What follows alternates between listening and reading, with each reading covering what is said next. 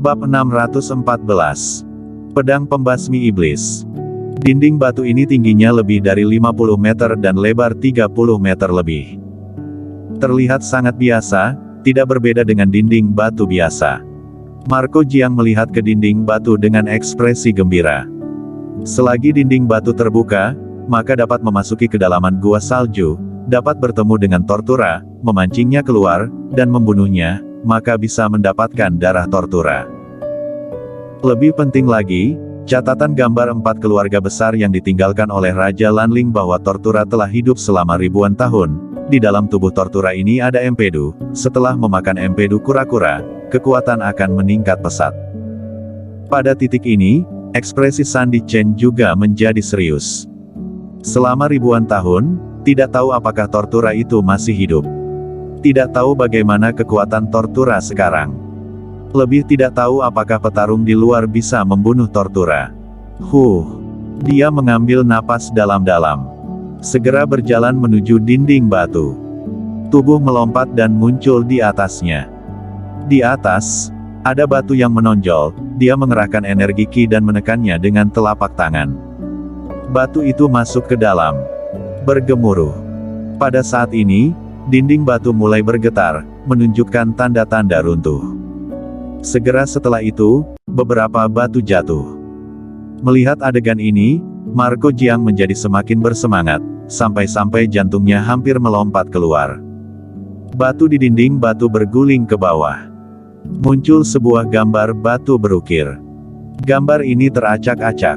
Sandy Chen berdiri di tanah dengan mantap. Marco Jiang melihat ukiran batu dan mau tidak mau bertanya, masih ada mekanisme apa?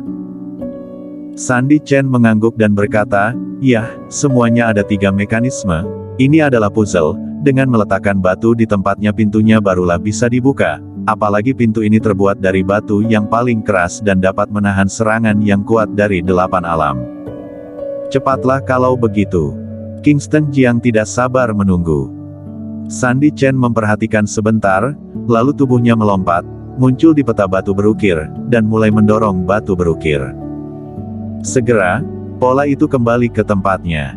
Ini adalah bulan yang cerah. Setelah kembali pada tempatnya, bang! Bunyi sebuah ledakan keras. Dinding batu terbagi menjadi 2. Muncul sebuah jalan yang sangat panjang. Marco Jiang tidak sabar untuk berjalan ke depan. Jalan tidak begitu lama, bertemu lagi dengan pintu lain. Ini adalah gerbang besi. Gerbang besi benar-benar gelap, seperti gips emas hitam. Marco Jiang berbalik, menatap Sandy Chen yang mengikutinya, dan bertanya, bagaimana cara membuka ini? Sandy Chen menunjuk sebuah lubang di pintu besi hitam dan berkata, apakah kamu melihat lubang ini? Marco Jiang mendongak dan mengangguk, ya, aku melihatnya. Sandy Chen berkata, sekarang kita membutuhkan sebuah pedang. Marco Jiang bertanya, pedang apa? Pedang pembasmi iblis. Apa? Marco Jiang berseru, pedang pembasmi iblis yang terkenal sepanjang sejarah. Ya, Marco Jiang tidak bisa menahan diri untuk tidak menarik napas dalam-dalam. Pedang pembasmi iblis, yang terkenal 1000 tahun lalu, yang disebut sebagai senjata ilahi nomor 1 di dunia, bisa membelah benda sekeras apapun, menghancurkan semua jenis barang. Namun, sudah lama menghilang dalam sejarah yang panjang. Dia juga pernah membaca buku-buku kuno yang ditinggalkan oleh keluarga Jiang tentang catatan pedang pembasmi iblis.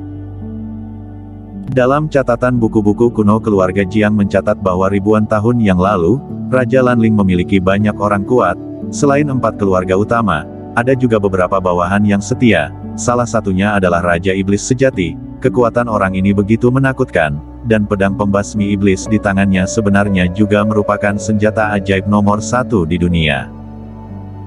Sandy Chen memperkenalkan, pada tahun itu, Raja Lanling membawa banyak bawahan ke tempat ini untuk membunuh Tortura. Setelah selesai berperang, hampir seluruh pasukan dihancurkan, dan salah satu bawahannya yang bernama Raja Iblis Sejati, pedang ini adalah pedangnya. Setelah Raja Lanling kembali, dia membawa banyak pengrajin dan membuat 3 gerbang untuk mengurung Tortura di Gua Salju. Pada saat yang sama, di sini juga meninggalkan pedang pembasmi iblis.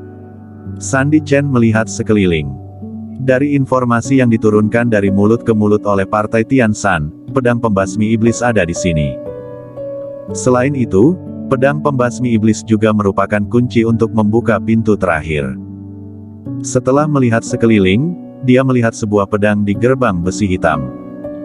Tubuhnya berteleportasi, pergi untuk mengambil pedang itu. Begitu dia mendapatkan pedangnya, kekuatan mengerikan datang dari pedang itu, wajahnya sedikit berubah, dengan cepat membuang pedang itu, dan dia terguncang sampai melangkah mundur, dan menyembur darah keluar. Ini pedang yang mengerikan. Sandy Chen berseru dengan ekspresi serius. Marco Jiang juga melihat pedang di tanah. Ini adalah sebuah pedang hitam yang panjangnya lebih dari 2 meter dan jauh lebih lebar dari pedang biasa, ujung pedangnya sedikit melengkung, seperti kail. Pada pedang hitam, terukit beberapa kata dan garis misterius. Dia berjalan dan mengambil pedang di tanah. Saat dia memegang gagang pedang, Marco Jiang merasakan perasaan kuat yang datang dari pedang. Ternyata ada seseorang yang memukul otak besarnya dengan benda berat. Dia merasa dalam keadaan kesurupan, merasakan kepalanya berdengung dan sedikit gelisah. Bunuh. Sepertinya ada teriakan dan untuk membunuh dalam pikirannya. Pada saat ini, niat membunuh muncul di hatinya. Dia segera membuang pedang karena terkejut. Setelah membuang pedang, niat membunuh di hatinya menghilang. Dia menarik napas dalam-dalam dan tidak bisa menahan diri untuk berseru, pedang yang sangat jahat.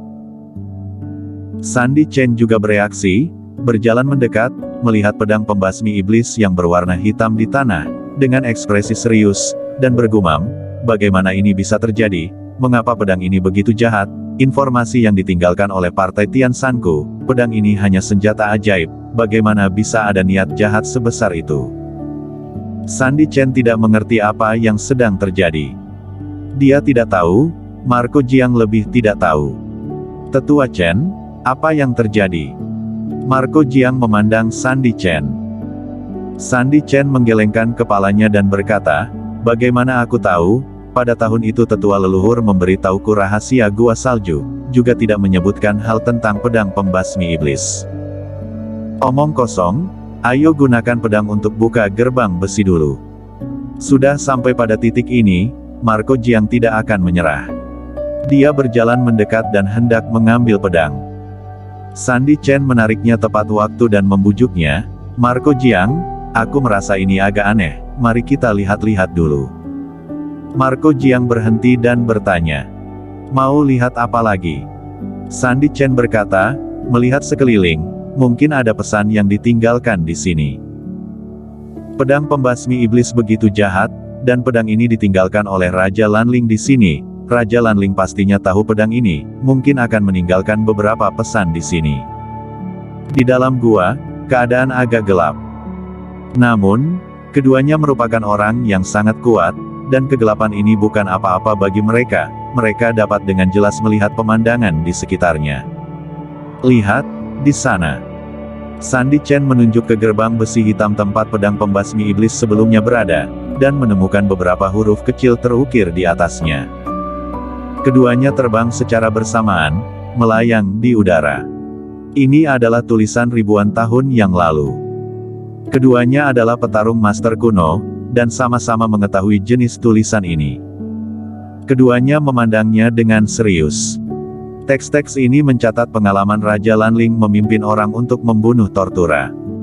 Dalam pertempuran ini, orang kuat yang dibawa oleh Raja Lanling hampir musnah, dan hanya beberapa orang yang selamat saja. Akhirnya, yang terpenting mencatat pedang pembasmi iblis. Saat itu, pedang itu ditusukkan ke tubuh Tortura, dan pedang itu berlumuran darah Tortura, dan pemilik pedang ini juga kerasukan setan dan menajdi kehilangan akal sehat. Pada akhirnya, Raja Lanling turun tangan dan memotong lengannya dan merebut pedang pembasmi iblis. Dan Raja Iblis sejati langsung pingsan. Raja Lanling tidak membawa Raja Iblis sejati keluar, tetapi pergi dengan membawa pedang pembasmi iblis. Setelah meneliti, dia menemukan bahwa pedang pembasmi iblis yang setelah ternoda oleh darah Tortura menjadi pedang iblis. Peringatan kepada generasi mendatang, darah Tortura adalah darah iblis, yang dapat membuat keterampilan orang meningkat dengan drastis, tetapi juga membuat orang kerasukan setan. Mereka yang memasuki tempat ini harus berhati-hati. Setelah keduanya selesai melihat, mereka berdua saling memandang satu sama lain. Bersambung.